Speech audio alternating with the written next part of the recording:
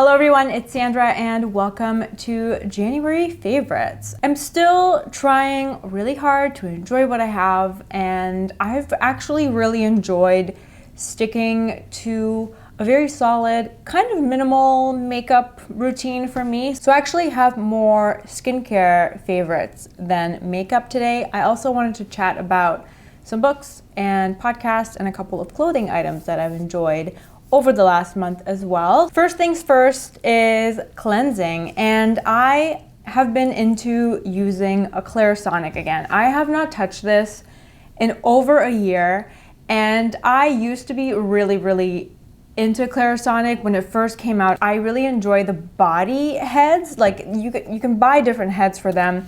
They have a pedicure head that's really good, and they have a body scrubbing one that's really good. So I was mainly using it for other purposes, not for facial cleansing. And I was watching a Nadine Baggett video a while ago. I will link her channel below. She is an ex-beauty editor. She used to write for a bunch of different magazines in the UK. I think now she's just like a freelance beauty editor. And she has a YouTube channel. Her videos are super informative. She has really good skincare videos. And she mentions using a Clarisonic with the cashmere brush head. So I ordered the cashmere brush head, and I've been using this with my gel cleanser in the mornings, and it has been it just feels so nice. It's a nice change from my usual washcloths. And I'm back to using my Jordan Samuel Skin Matinee Gel Cleanser, which is one of my all-time favorite non-foaming gentle gel cleansers. So together, it's been kind of like a match in heaven. I've been really happy with my cleansing routine. This brush head is extremely soft. The bristles are a lot longer.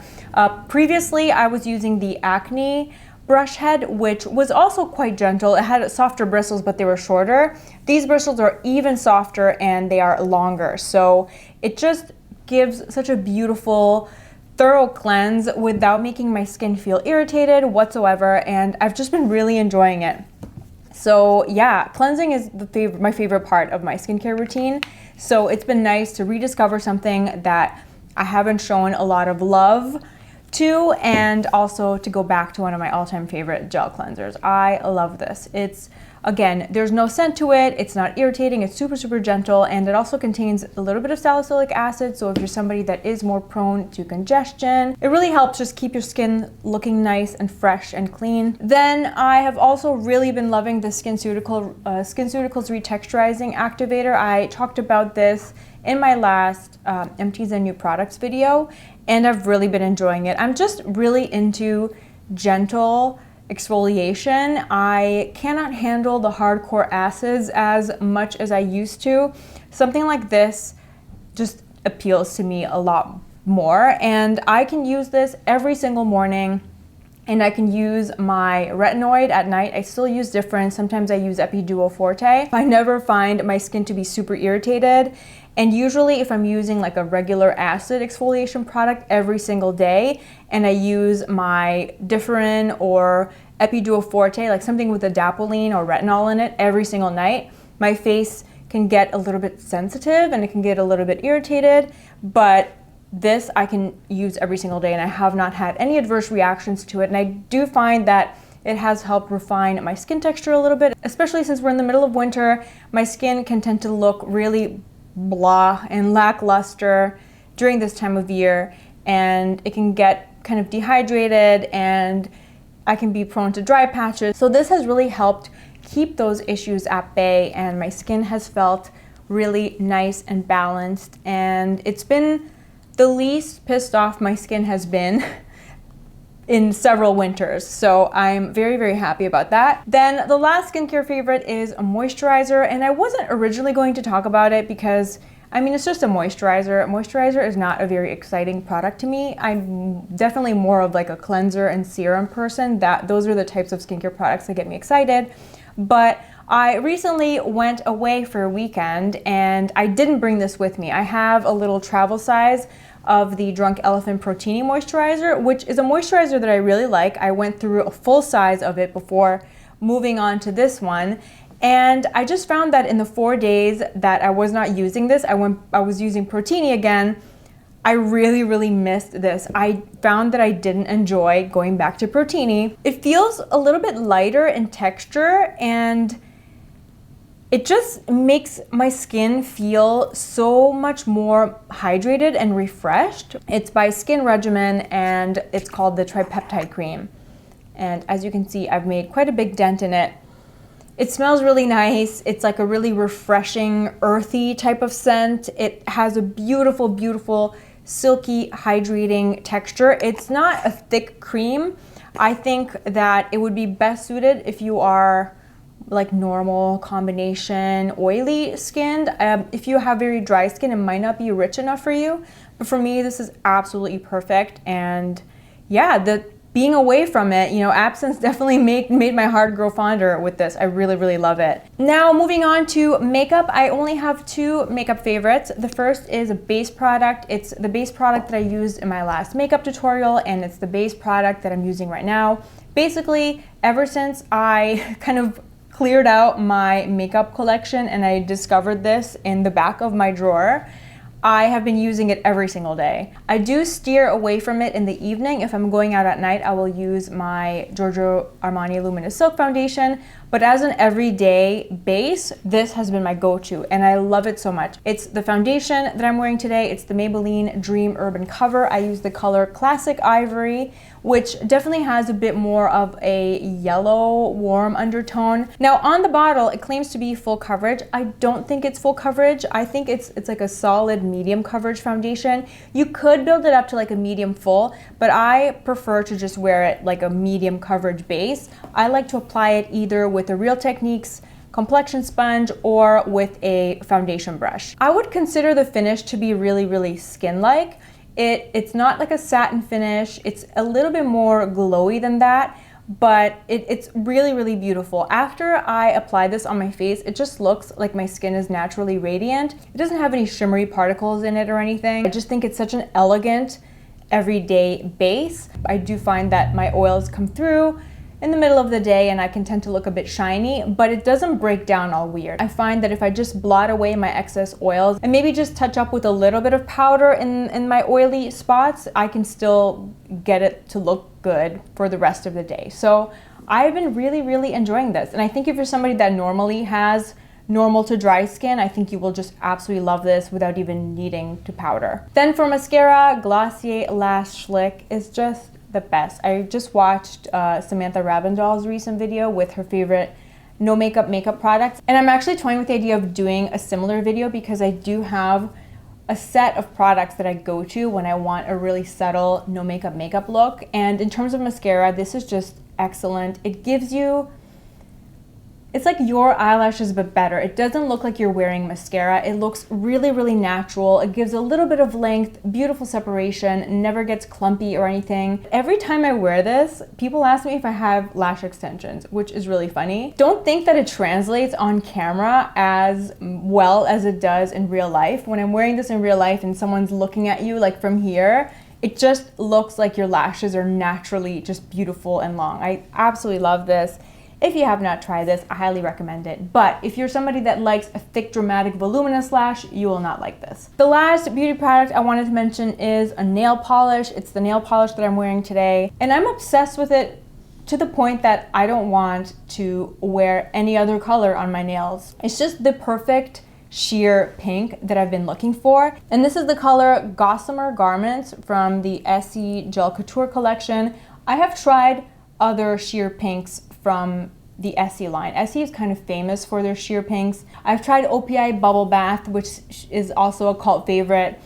There's one called Lace Me Up that's also in this formula, but none of them have been as perfect as this. It's just not too pastel pinky, not too baby pinky.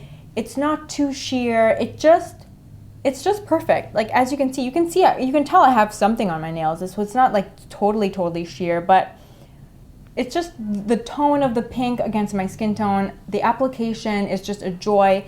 It lasts like a week and a half on my nails before I have to change it and then reapply it, but I'm just super happy with it. And I feel like this is the sheer pink that I've been looking for For all these years, I finally found it. Now all I have to do is keep my fingers crossed and hope that the beauty industry overlords do not discontinue this product, because it is perfection. For fashion favorites, the first is this turtleneck that I'm wearing right now. I'm still very much into turtlenecks, but you know, as we slowly creep into spring, I'm gravitating towards lighter colors and lighter fabric. So this is the Everlane, the ribbed Pima cotton turtleneck. I also have this in black, and I think that a slim fitting black turtleneck is an essential wardrobe item for everybody. You can wear it under blazers, you can wear it underneath other sweaters for an extra layer, you can wear it under dresses in order to be able to wear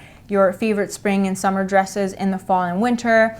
And I just liked having a white alternative because it just gives that crisp freshness that I tend to really crave this time of year. I have not worn this under dresses yet, but I think that it will look really nice under my navy blue silky slip dress with a blazer and maybe some ankle boots. I think that would be a really good look. I wear it in the size small, which is the size that I usually wear in Everlane tops, and I am a big fan of it. It's really soft, really nice quality, and I think the price point is good as well. And then I also have a favorite shoe, which is the ugly dad sneaker. Now I have been admiring the big chunky dad sneakers from afar for a while, and I just never thought that it was a style that I could pull off, but I always admired other people that could pull it off. And I was just biding my time, waiting for the right shoe to come along. And then I came across these. I saw them online, and they are the 608 style. And this is a style that they've made for a long time. These are, actually they've been making them since the 90s, but I didn't like the color. Then they launched this colorway. I think they just launched this colorway last year. The N is subtle. I don't like the ones where the N is really bold. I like the creamy yellow and white combination. I find that it's really subtle, but with like the pop of red in the tag on the back, I just really like them, and they're so comfortable. Oh my God. What's really great about it is that you can also work out in them. So they're a really practical shoe for me because I can wear them out of the house just like in a casual way. I can wear them grocery shopping, I can wear them to the mall, I can wear them out with like a blazer and dress pants. I really like that look. And I can wear them to work out. So it's like the best of both worlds. Decent price point compared to like the designer ones that are like $1,000. So I feel like it was a very practical shoe purchase for me, and I've had a lot of fun styling them and kind of working them with items in my wardrobe. Now for some non-beauty favorites, I wanted to mention a couple of books that I really enjoyed this month, and I'm just going to put pictures of the cover of the book as I'm talking about it because I do most of my reading on my Kindle, so I don't have like physical books to show you. But the first book that I really loved and was super gripping was Catch and Kill by Ronan Farrow, and it's like an investigative journalism book that outlines the work, the reporting, the investigations that went into taking the Harvey Weinstein allegations public, and it explores the story in such a thrilling way. I was on the edge of my seat. Even though it's a nonfiction book, it reads like a thriller, and you will be very angry and you will be really shocked and appalled at the lengths that powerful men in society go to cover up sexual assault allegations. And it was really an impactful read. And if you liked Bad Blood, you will really love this. I thought it was just really well written. Sometimes I had to stop and be like, oh my God, I can't believe this is real life. Like, I'm not reading a secret spy novel. I'm reading, like, this is all real. This all happened. It's all happening right now still. So definitely read Catch and Kill. The other book that I finished and enjoyed this month was The Testaments by Margaret Atwood. This was kind of like the sequel to The Handmaid's Tale. And a lot of people on my Goodreads did not give it a favorable review. A lot of people said that it was like unnecessary and that it wasn't good. And I actually really liked it. I have to say I enjoyed reading The Testaments more than I enjoyed reading The Handmaid's Tale. So I liked The Handmaid's Tale, but I liked The Testaments more. The way that the plot was moving, I didn't get bored at all. I didn't feel like it was dragging at all. I just felt completely gripped the whole time. I wanted to know what happened next, and I wasn't like that when I was reading the original Handmaid's Tale. I found it to be lagging a bit, but with The Testaments, I was like totally hooked from the first page to the last. I was really, really into it. So I really loved it. Don't like the TV show though. I don't like the TV show. I tried to get into it in the first season and I just couldn't do it. And my final recommendation to you is a podcast. It's a podcast called The Dream. They're currently in their second season. The first season is done, so you can binge listen to it all at once. And it's like an investigative journalism, storytelling type of podcast, which is my personal favorite type of podcast. The first season that they did is focusing on the history and the underbelly of the multi-level marketing industry. And the second season that they're currently working on is on the wellness industry, both of which are really, really intriguing topics, and they cover them in such an exciting way. It's such a great joy to discover a podcast that you are really, really into. I love to listen to podcasts when I'm cleaning. I just put some noise canceling headphones on and I go to town. It makes vacuuming and dusting and washing the floor a lot more enjoyable. So if you have listened to it, if you're listening to it right now, let me know what your thoughts are in the comment section below. If you also enjoy like investigative journalism, storytelling types of podcasts, let me know what your favorites are in the comment section below. I'm always open to podcast recommendations. Every time I find a podcast that I really, really love, I feel the need to share it, and I usually share it in a favorites video. So let me know what you've been into. I cannot wait to catch up with you in the comment section. As always, thank you so much for taking the time to hang out with me, and I will catch you in my next video. Bye.